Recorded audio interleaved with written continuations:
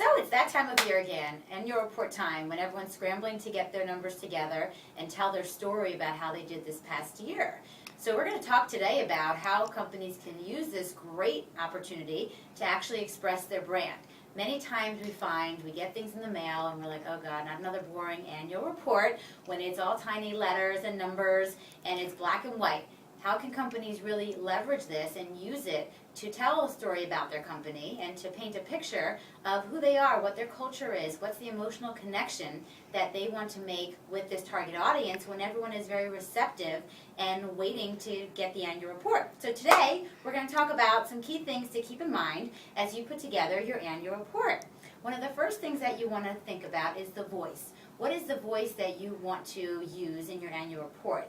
If you are a fun company, then your voice should be fun. Don't be afraid to get playful with the headings of the sections of your annual report. If you're a more traditional company, it's fine to be more traditional and business-like, but you don't have to be boring and stale. There's many ways to allow your voice to come through in the wording, the copy, as well as the headings of your annual report. The second thing are the images. You want to use imagery that's really going to draw out and connect with your target audience. And it allows you to showcase all the great things that you have going on within your company, the employees. Do you have constituents? Are you active in your community? You want to utilize and think about all the different images that you can use in your annual report to really demonstrate who you are and paint that picture so people get a sense of your culture and the face of your company.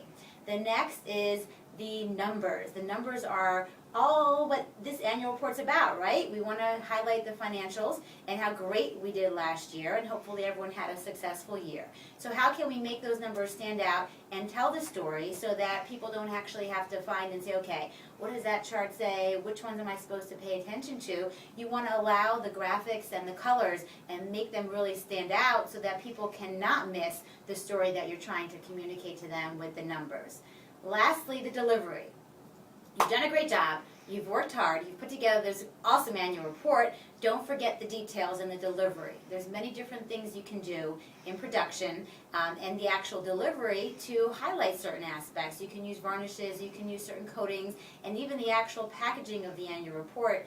Think about creative ways that you can make it stand out and communicate your key messages and the brand to your target audience. Are you going to deliver it in a standard envelope, or is there something unique and different that you can do so that you really leave a lasting impression on your target audience with the annual report? So guys, let's get going. Excited to see some annual reports that have a lot of creativity and really express your brand.